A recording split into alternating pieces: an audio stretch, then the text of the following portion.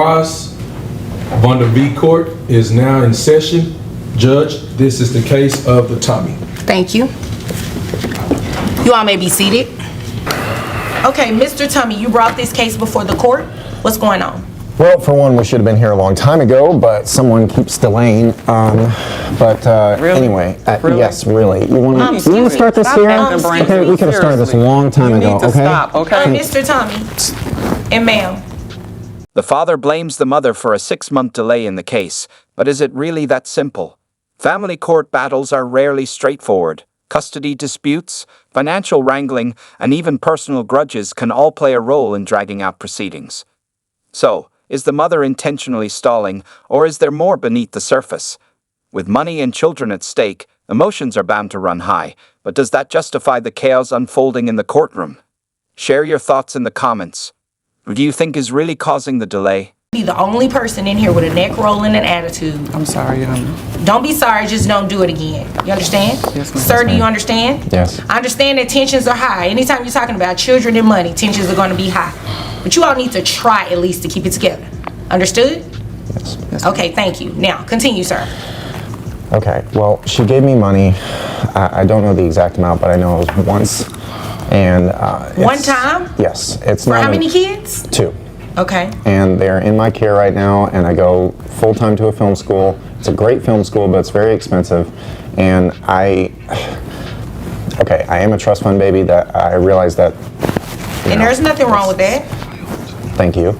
But it's running out, and I am scared that I can't afford some of the things that they may need because they're talking about wanting to go into the same thing that I'm doing. And that scares me, for one, because it's very expensive. Are you paying for school out of that trust too? Yes. Okay. All right. Is there anything else you want me to know before I move over to her? Not that you would like.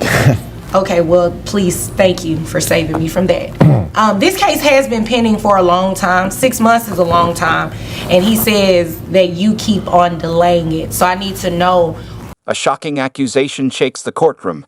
Did he tamper with protection to get her pregnant? If true, this isn't just deception. It's reproductive coercion, a serious form of abuse. This goes far beyond financial disputes. It's about control, manipulation, and consent. But the big question remains, can this claim stand up in court?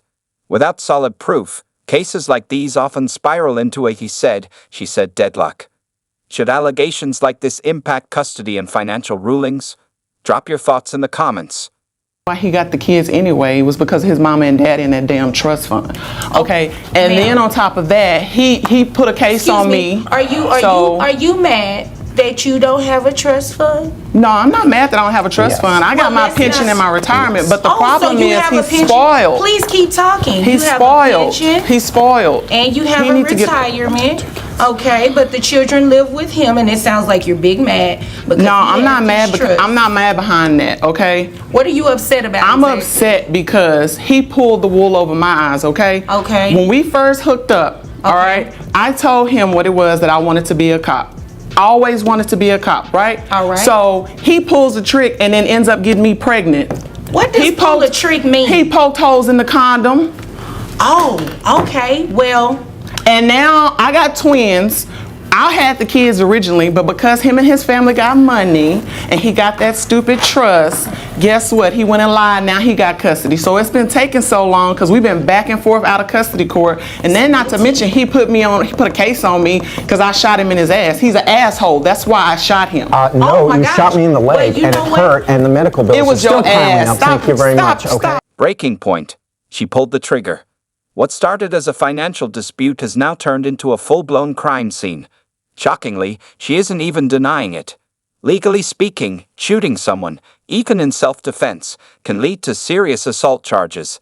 But instead of focusing on that, the battle rages on over a trust fund. This isn't the kind of parental conduct judges look kindly upon.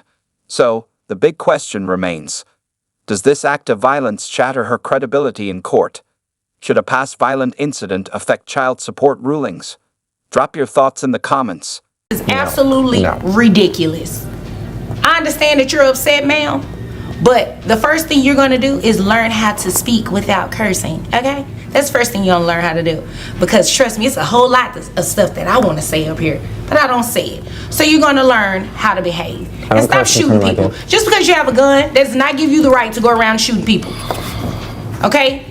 Whether it's in his behind or it was in his leg, you should not be going around shooting people. His behind. Okay? Thank you. Okay, well, either way, all I need to know about is the money.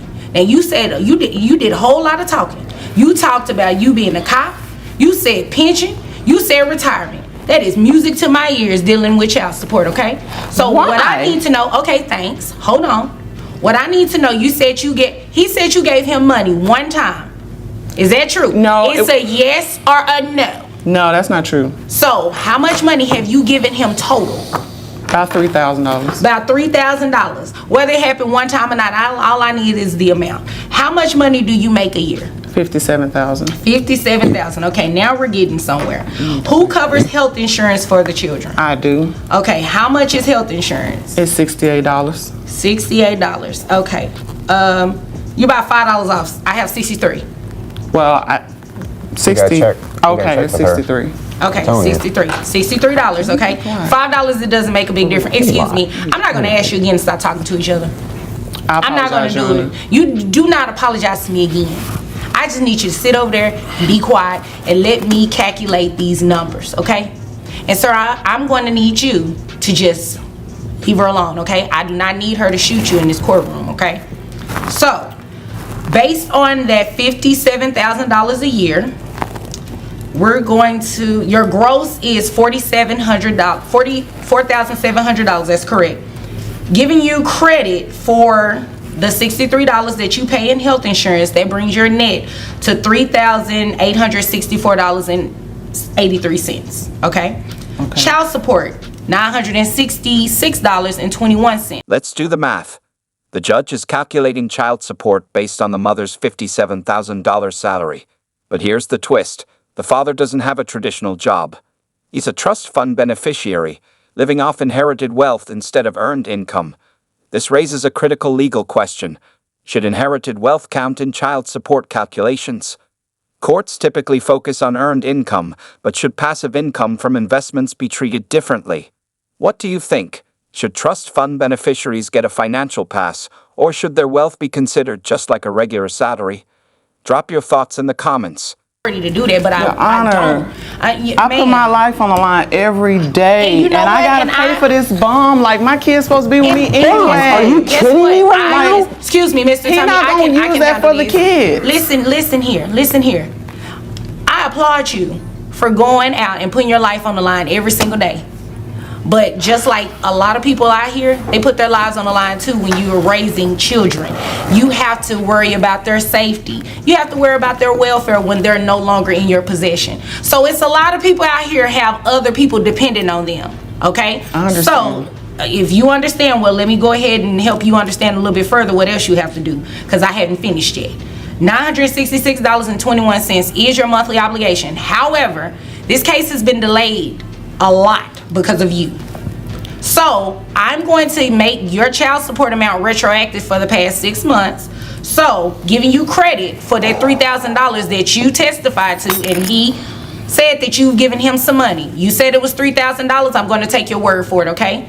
Giving you credit for that $3,000, your retroactive child support or back pay, whichever one you want to call it, comes down to $2,448 that you owe in back pay, and I'm going to make that payable at $55 a month. All right, so payable at $55 a month, added to your child support obligation, your monthly obligation is $1,021.21. I don't need you looking confused or anything like that, because you have a pension and you have a retirement. I need you to pinch from it and keep living. That's all I need you to do. I'm not even invested, so. Well, you know what? Invested in your kids? I'm not, listen, it ain't about my kids You know now. what, You hear Mr. that? Tommy, do you have anything further? No, you've been more than helpful. Thank you. Oh, you're welcome. Ma'am, is there anything else that I could help you with here today? I just want to make sure my kids get the money. I don't want to pay for his education. Well, you know what? He sucks. You said it. Well, you know what? He ain't sucked that bad when y'all was in the bed. So, The condom go was ahead. Well, you know what? That has nothing to do with me. That has nothing to do with anything now, because the children are here.